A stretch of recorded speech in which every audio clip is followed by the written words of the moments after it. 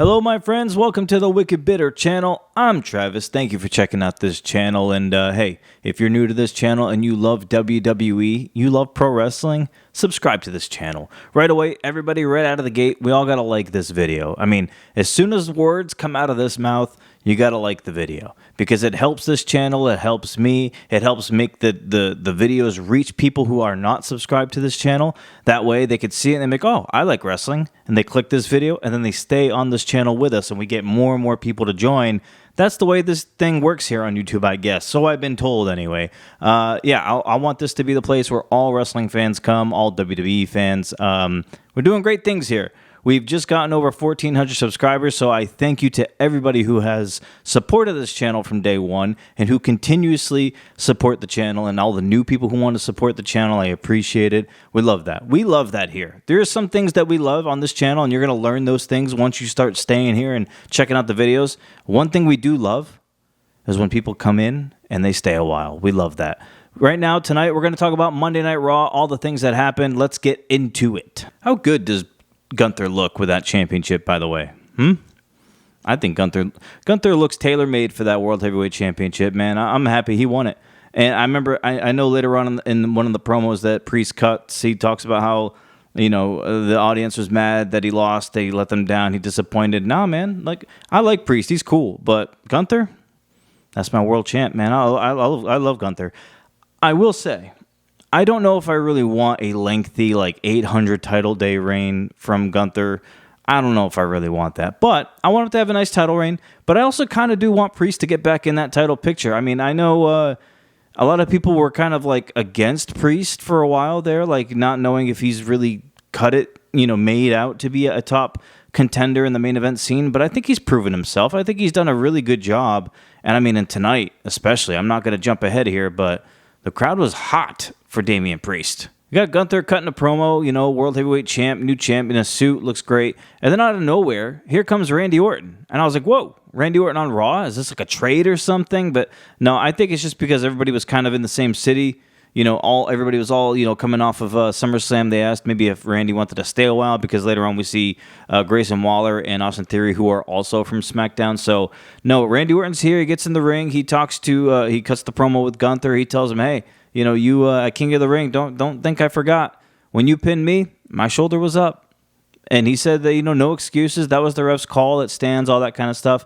But Triple H watches the video. He ran it back. He saw it. And we're going to get Randy Orton versus Gunther at Bash in Berlin. I'm excited for that match. The last time they had a good match, it was a qualifying match. The last time they had that match in the tournament, great match. I need to see another one. I need to see Randy Orton versus Gunther. We're going to get it, and it's going to be in Berlin, and you got to expect that the crowd's going to fully be behind Gunther there. But I think this was smart because WWE knows that Randy Orton is so universally loved everywhere around the world, so maybe they're not going to really boo Randy, but they're definitely going to be cheering both guys in that match. I can't wait for that. That's going to be really good. And I think I think Gunther wins that one, though. He just won the title. He can't lose it in Berlin. Kind of a cool quote at the end there off the mic, but the camera was close enough to catch it, where Gunther said that, hey, I'm reminding you, nothing catches me off guard. And then Randy Orton says, hey, that's cool. I don't want it to catch you off guard. In fact, I kind of want you to see it when it's coming. So that's kind of a cool. I'm already sold. I already want this match. So I'm glad it's happening. And I think it's at the end of the month, the 31st, I want to say. I can't wait for this. This is going to be great. Only a few weeks to go. Not going to spend too much time on literally everything that happened, but we had Sheamus versus Kaiser. I mean, Sheamus can still go. At his age, that dude is killing it still. He really does put on banger after banger, and it was a very hard-hitting, stiff match between the two. During this match, Pete Dunne shows up, tries to attack Sheamus, but he ducks out of the way. He ends up oh my God. How do you say it? Bicycle kicking or kneeing Pete Dunne in the face, and then he gets back in the ring, and he ends up beating Kaiser with the bro kick. I'm all over the place right now. My mind's scattered. I'm coming down from the high that was SummerSlam, and also it's after Monday Night Raw. This is Monday night, and I'm super tired. But great match between Kaiser and Sheamus. Sheamus gets the win with the bro kick, and you know what?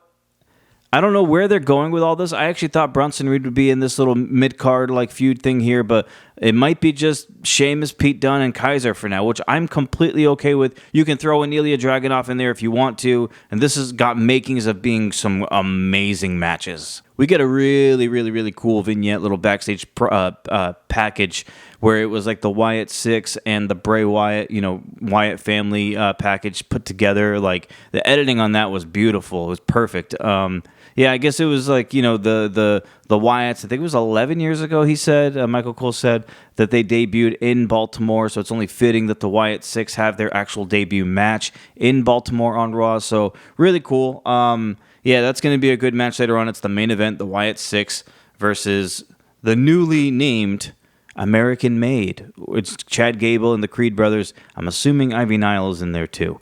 But American Made, I've already seen some people laugh at it online. I think it's a cool name. I think it's fitting. I mean, what else are you going to name these guys? Creed brothers and Gable? What do you want to name it? American Made fits them. Let's stop complaining about every single little thing that happens in wrestling or in WWE. I mean, come on. What else would you expect? We get Lyra versus Shayna Baszler here. Let me tell you, I am very glad that I don't see Chance and Carter in here. I even thought they were going to come out and run out after the match or during the match or something to help even the odds. But no, we don't get that. We get Lyra by herself, thankfully. And we end up getting... the match ended in a DQ, and there was a beatdown on Lyra after that. And then Damage Control of all teams comes out.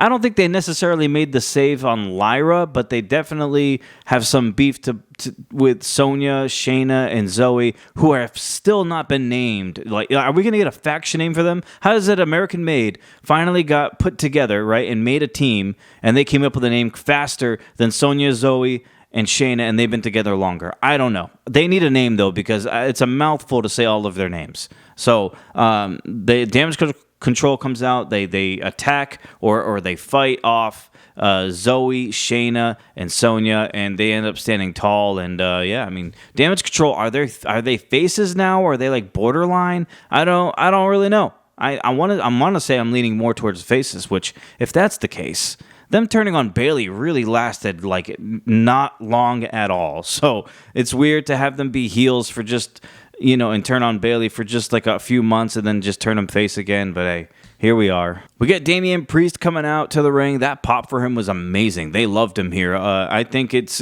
gotten over pretty well with Damian Priest as a babyface, which, by the way, I thought was pretty funny. Like the whole night, all of a sudden, it's like Damian Priest is just a babyface, just like out of nowhere. Like he wasn't doing this last week. He wasn't coming out and raising his arm to the crowd. He wasn't, giving high fives to the audience members. He wasn't paying attention to the crowd just a week ago. He wasn't, in the ring cutting promos saying that they're all his family and, he feels like he let them down. That all happened this week. Like none of that had mattered or happened any time before tonight. And for some reason, just like a switch, all of a sudden, Damian Priest is like the babiest face of baby faces, like ever. It was crazy. Well, Damian Priest is calling out Finn Balor. He's furious. And then, of course, Balor's not going to come out. But instead, we get a backstage camera angle of Finn Balor close up, just talking to the camera. And you know what? This whole promo was amazing from both Finn and Damian Priest. Finn telling Priest that it was Priest who turned his back on Balor first.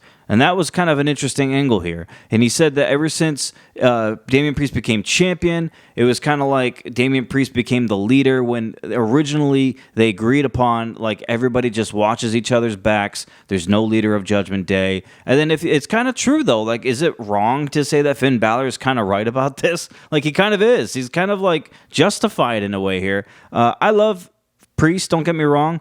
But I've been rocking with Balor since like the OG days, so I'm Team Balor on this one. I don't know about y'all, but Team Balor for me. I like Priest though, so it's cool whatever happens here. But that promo for Finn Balor, I've been waiting for something like this for a while. A more sinister Balor, a more serious, a more leader type Balor. Like I love this. I've been wanting Balor to kind of break out of the shell and get back into being like a main serious force on Raw.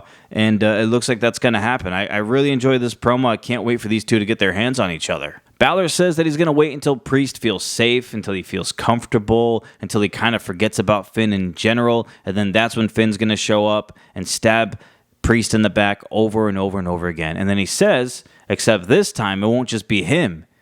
It'll be all of them. And then the camera zooms out, and who do we have? We have Carlito, we have JD McDonough, we have Dom, and we have Liv, all there. This is like the brand new Judgment Day. Is this like a new version of the Judgment Day? WWE is cooking lately with these factions, man. Like new Bloodline, new Judgment Day. I'm cool with it, man. Just like different layers. It reminds me a lot more like Marvel. Like there's just different members and reformations of things. It's kind of cool to me. I mean, I like it. I don't know how good they're going to book this Judgment Day, if that's even what it's going to be. I'm assuming it will be because JD later on in the show says that Priest is out of the Judgment Day and JD is finally in it. So I'm guessing Judgment Day is here to stay, and this is the new Judgment Day. I mean, I'm cool with it, man. I'm rocking with it. Real quick, we saw Gable backstage talking with Ivy Nile and Maxine. Chad Gable is insanely ripped. Good God. Like, out of nowhere. This dude's tan. He's got muscles on muscles. Chad Gable, good job, my friend. You have killed it, sir. He looks amazing. I just had to add that in there. I couldn't believe it. I was like, damn, look how shredded this guy looks. You know what I thought was kind of interesting, though? We didn't get anything all night about Rhea and Liv and Dom. Like, nothing. Like, later on in the show, Rhea comes out to try to chase down Liv and Dom. Nothing really happens. Like, she kind of gets her hands on Liv for a little bit. But I was fully expecting kind of like some talking points here. I thought Rhea was going to cut a promo. I thought Liv might. Thought Dom might. Like, nothing out of those three. It was weird. They were on the show, but it just felt like WWE didn't really care to give them anything to say, which is kind of wild to me because that's one of the biggest stories leaving out of SummerSlam was Dom betraying Rhea and then making out with Liv. I thought for sure we were going to get something out of Rhea. I thought she was going to say something, even like a backstage little whatever, like anything. It was weird. I got like nothing out of them today. Selfishly, I want to talk about CM Punk. Like, I know this guy catches a lot of flack. I know a lot of people are over him. A lot of people call him overrated, whatever. I've been a CM Punk guy since like day one. I know I say that about a few people, but I've been watching for a long time, okay? I've watched, and I've always watched. I've never taken a break. I've never went away. Even when WWE was at its really low, boring, bad parts, I still was watching, okay? And Finn Balor, to me, was one of the guys. I mentioned Sami Zayn before. Shinsuke, Kevin Owens. But Punk is one of those guys. I've watched Punk from his start, okay? I love Punk. And I thought he had a great promo on Raw this week, and I feel happy about it. Like, he kept saying he felt happy. I felt happy. I felt happy because it does truly feel like now that CM Punk is back because he had a match. He didn't walk away with any injuries. He's fine. He's good to go. We can jump into another feud. That's exactly what I wanted. I wanted their match at SummerSlam to be good, but most importantly, I wanted Punk to walk away with no injuries. And, people are going to say he's fragile or whatever. Like, listen, this dude took over 10 years to finally get back into wrestling. During those 10 years, he wasn't wrestling. Okay, that body is not adjusted and used to what he was doing, okay? Plus, he's in his 40s. Like, he's going to be 50 in a little bit. Like, give him a break. Yeah, his body is not the same as other people. I know there's other people who are like 60 in great shape. Everybody's body's different. CM Punk, he was never like the most jacked, ripped guy. He's just, he's CM Punk. Like, I don't know how else to say it. But, no, I'm just happy he's fine. He had a cool promo. Seth Rollins interrupts it. He wants to wrestle. The way Seth Rollins was unbuttoning his jacket, the cowboy vest or whatever, on the ramp or whatever, I thought it was kind of funny. It looked really seductive, but he was trying to be serious. I was like, what's going on here? Like, is Punk supposed to be turned on? I didn't get it. But he got in the ring, and then Drew was in the crowd. He ends up cutting a promo on both of them. They're both not looking at Drew. They're kind of ignoring him. And then Drew says, I know what'll get your attention. And he brings up the bracelet, and he mentions CM Punk's dog and his wife, and then that's when Punk leaves, and he runs up the crowd and, goes after Drew. And I don't want this whole thing to be about a freaking bracelet. I almost said something worse than that. Like, I really don't. The bracelet thing is a cool, like, wrinkle. It's a cool layer, but, like, come on. Let's move away. We can do better than just, like, having a bracelet with Punk's wife and dog's name on it. I get it. It's a personal thing. He's making it personal, whatever. That's cool, but you can't sell me on a storyline that these two are wanting to kill one another because one guy stole the other dude's wrist accessory. It's not going to work for me. I get it. It's annoying. It's kind of frustrating for Punk, I'm sure, but come on. Let's not base the whole feud off of this. Crazy thing that happened. After Punk takes off and goes up those stairs, Seth Rollins is left in the ring. He turns around, and who attacks him? Freaking Bronson Reed brutally assaults Seth Rollins, and this is coming after Bronson Reed told Adam Pearce backstage that he's going to make and create his own opportunities. Well, here you go. Seth is an opportunity right there. He ends up attacking Seth Rollins. He does like 900 tsunami splashes from the top rope. Seth's like bleeding from the mouth, internal bleeding, has to go to the hospital, whatever. Is this our next feud? Bronson Reed versus Seth? Because if you remember my other videos, I've been saying something like I want Bronson Reed to have something more serious on Raw. You know, if he's not going to win an Intercontinental Championship, and if that title scene is fixed right now, Bronson Reed needs something. And I'm glad to see that he's looking like, presumably, moving into a feud with Seth Rollins. Now, I don't know who comes away the winner on this. I don't know if Seth ultimately puts Bronson over or if it's going to be Bronson just losing out to Seth. But either way, great exposure for Bronson here and a great big-time match and feud for him if he's going to get Rollins, especially Rollins at, Bash at Berlin or wherever after that. Like, this is great for Bronson Reed. I'm happy for him. This actually should be a pretty cool feud, I think. Moving on to another match, I wasn't even gonna cover this match, but because of what happened, I'm gonna have to. New Day versus AOP. Now, it looked like AOP was gonna win this. It looks like Woods was gonna lose this match, and they're cheating. Like Karrion Kross gets involved. Who ends up coming to help? Were you thinking Big E was gonna do it? No, it's not Big E. It's Odyssey Jones. A dude who was drafted to Raw like 16 years ago. He's finally here. We finally see Odyssey Jones. He attacks Karrion Kross. He ultimately helps Xavier Woods win this match. He delivers a double sidewalk slam to AOP. What a beast move that was. That looked amazing. And the crowd popped like crazy. Pretty cool. So Woods wins. Kofi's ecstatic. He gets in the ring. He's all happy, high-fiving, raising Odyssey Jones's arm, and actually, it's Woods who looks pretty skeptical about it. It doesn't look like he really likes this. Now, I wasn't going to cover this, but if I'm going to cover it really quick, my guess is what I would think is going to happen is because Woods looks so unsure about the whole thing, to me, it looks like maybe this is Kofi bringing in Odyssey Jones. I hope not to be part of the New Day. You cannot replace Big E with literally anybody. Like, it's either New Day with Big E or New Day with Woods and Kofi or no New Day at all. Like, you cannot bring in Odyssey Jones or anyone else for that matter. If Odyssey Jones is just going to help them, cool. But do not put that man in New Day colors. Do not do that, please. But it looks like it might be staring in the direction where Kofi is trying to push for that, and Woods just doesn't want it, and Woods has the pullback where he's just like, nah, I don't feel good about this. I don't want him, this is supposed to be you, me, and Big E. I don't really want Odyssey. I think that's where we're heading with this, and then maybe that ends up being the turn.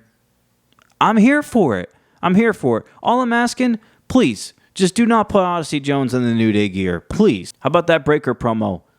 This is the part of the show where we're going to glaze. Braun Breaker did not have to compete tonight. He was backstage interview, and he said it took him less than 3 years to win that Intercontinental Championship, and that no man alive is going to unbolt his name from that title, and that title was born for him. That's all you need to do. That's all you need to say. We're glazing the man.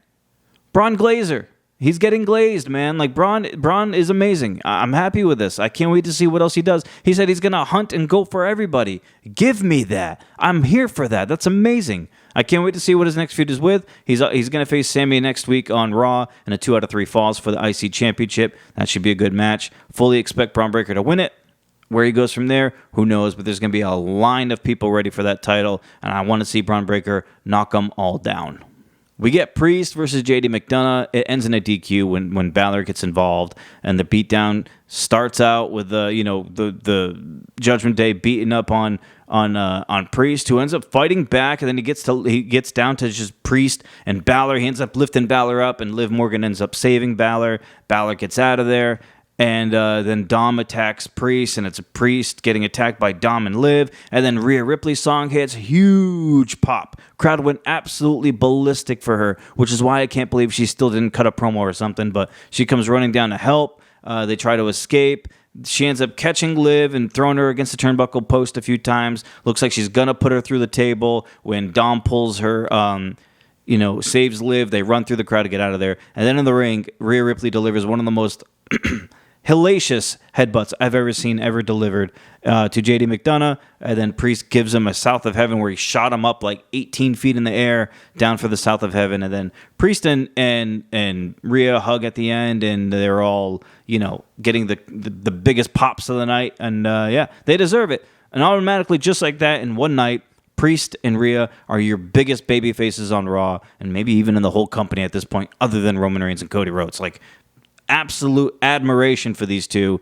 Crowd went crazy. They've definitely separated them from the Judgment Day, so it's game on now. We got Wyatt's versus American Made in the main event. I loved this. I don't know how you felt about it, but if this was the debut match for the Wyatt 6, I am here for it. First of all, they come out to Bray Wyatt's most recent song, which I thought was like, man, it hit me in the feels. Like, just seeing them come out to that song, they look like $1 million. And the match starts, and I mean, it was a great match. It was a great match, but Wyatt 6 did everything they needed to do to look good. One thing I thought was interesting is that Michael Cole, when he referred to Gacy, he referred to him as Gacy, and then he implied that he's Huskus. Like, it's like Michael Cole is trying to make sure we are understanding that each member of the Wyatt 6 are kind of like assigned to one of the puppets that Bray had. So I don't know if I really want it. Like, I don't want to call Gacy Joe Gacy Husky Harris, like or Harris or Huskus the pig or whatever. I don't really want to do that. I know he said the same thing for Loomis being Percy or Percy the buzzard or whatever. Like, I don't want to do that. I hope they don't do that. Just keep it Gacy and Loomis and Rowan, and everybody can obviously see their masks. They know what puppet they're trying to portray. Just leave it at that. I'm cool if they don't name the puppets that they are. I don't know. It's just, this is a small thing for me. But they had a great match, great debut match. They beat American Made, and then they are left in the ring, kneeling down, doing the whole Wyatt thing. And I thought it was a cool send-off, man. Wyatts are going to be cool. I wonder where they go after this, though. They're attacking other families. Maybe they go after Finn or Judgment Day after, I guess, now the betrayal there. I would assume they are. I would assume they're going to go after, like, JD McDonough and Finn Balor and Dom at some point. But after American Made, who knows? I don't think they're done with them yet, but where they go after that, who knows? Hey, guys, I appreciate you checking out this video. I appreciate you watching the whole thing. I know it's kind of a lengthy one, but a lot happened on Raw. We had to get into it. So if you haven't subscribed yet, please subscribe to the channel. It would mean a lot to me. Please like the video. That also would mean a lot to me. The more likes these videos get, the more they get pushed out to other people, and we can get more people to join us here in this community at Wicked Bitter. You guys are awesome. I love it. I love all the comments. I love all the emails. I love talking to you guys. Social media I've been more active on lately too, more than my own personal one. So I'm making a conscious effort for that too. I really want to grow the channel, man. That's all I want to do right now. So I appreciate you guys. There's going to be more videos, of course. Hit the notification bell if you haven't yet, if you would like to. But yes, until the next time, my friends, until we yeet again, have a good week. I will see you in the next video, and stay bitter.